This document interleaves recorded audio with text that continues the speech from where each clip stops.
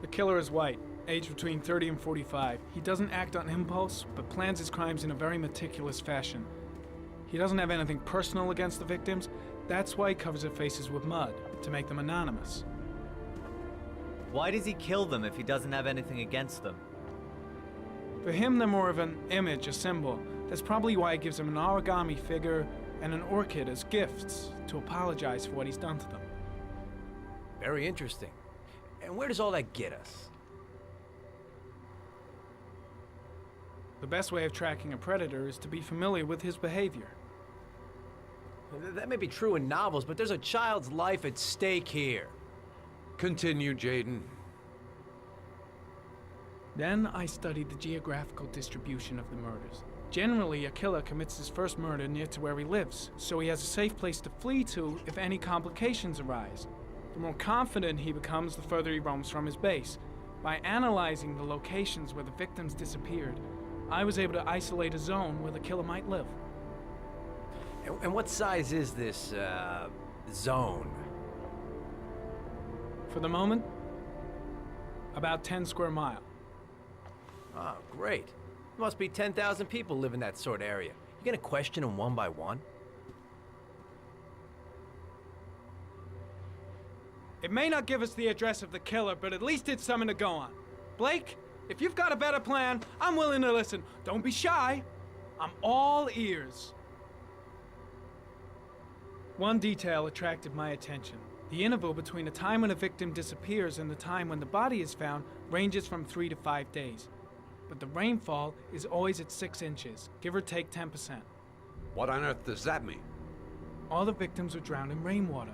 The killer kills only in the fall when there is plenty of rain. It could be that he puts them in some sort of well or tank that is open to the skies and that fills up with rainwater. The more it rains, the less time the victim has to live. So what's next?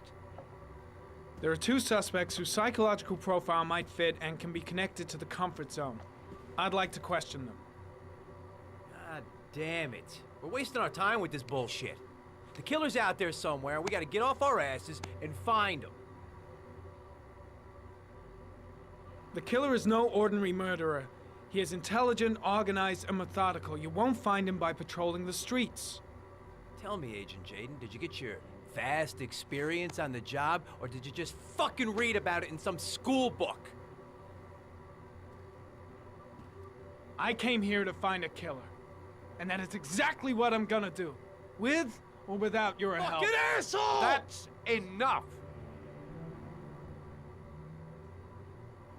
You said it took 6 inches of rainfall before the victim died. How much time do we have left? If the weather forecasts are right, less than 72 hours.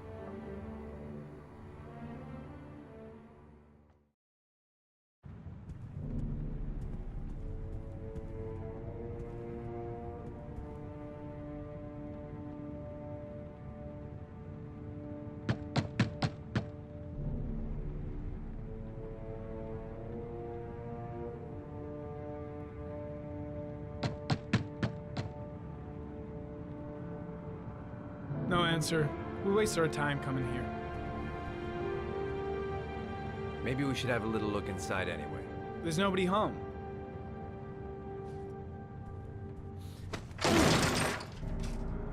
There is now. I'm not sure that's entirely legal. Call the cops.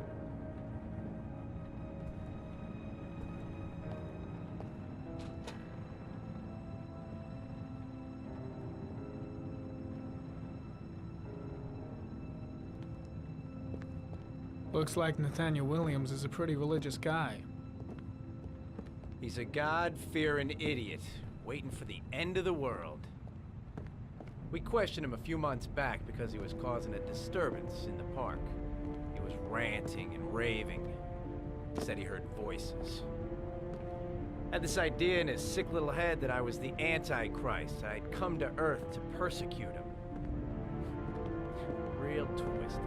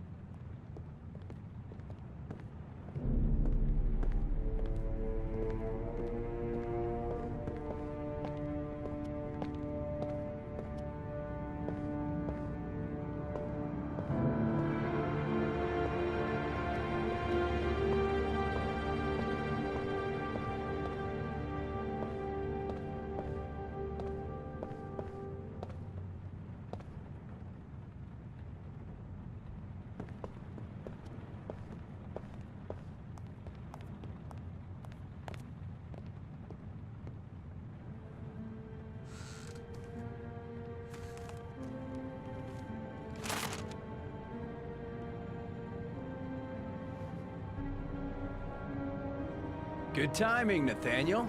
Just the man we're looking for. Angels and ministers of grace defend us.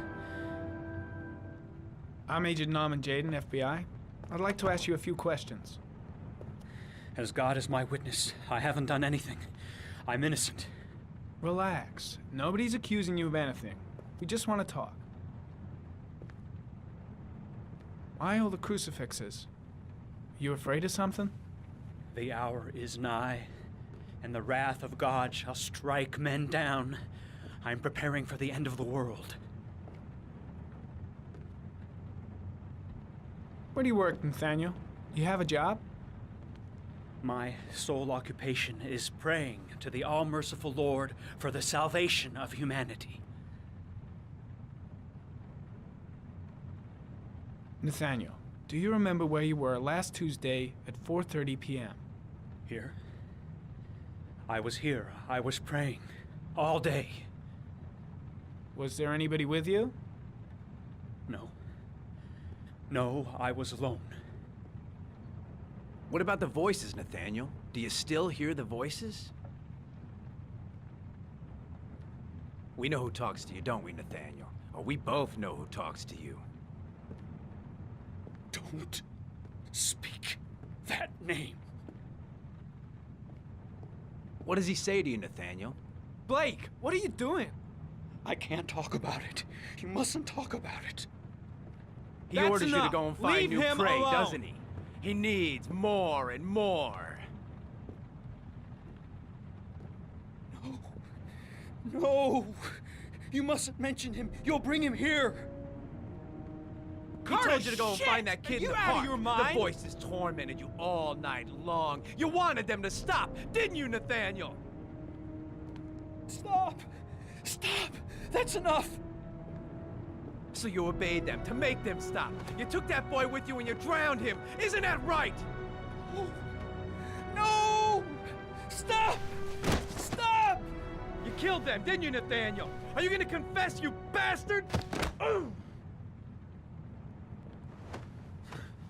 You are the Antichrist. Put down the gun, I shall Nathaniel. dispatch you to your father in hell. He is the son of Satan. He was sent to earth to destroy us.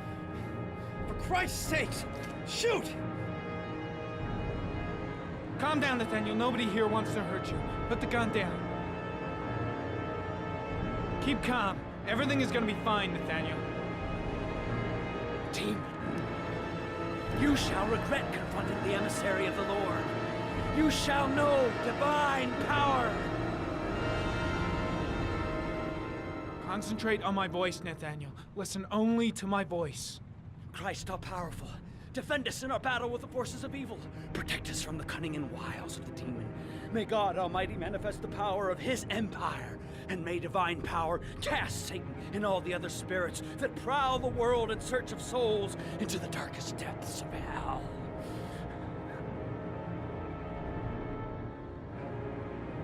I'm here to help you, Nathaniel. To get rid of the voices in your head, but you have to trust me.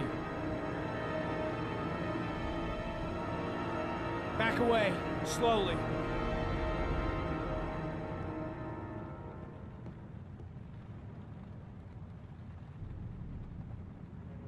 Now drop the gun. Drop it, Nathaniel.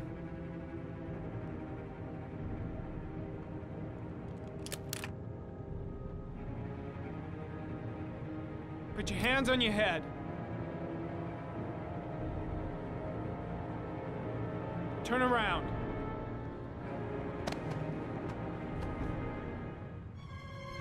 Motherfucker! In the name of the Lord, I exorcise thee, Satan. Okay, freak, the show's over. You're under arrest. Pretty damn cool under the circumstances. I would have just shot him. A gun isn't the answer to every problem, Blake. Maybe not, but most of the time it helps.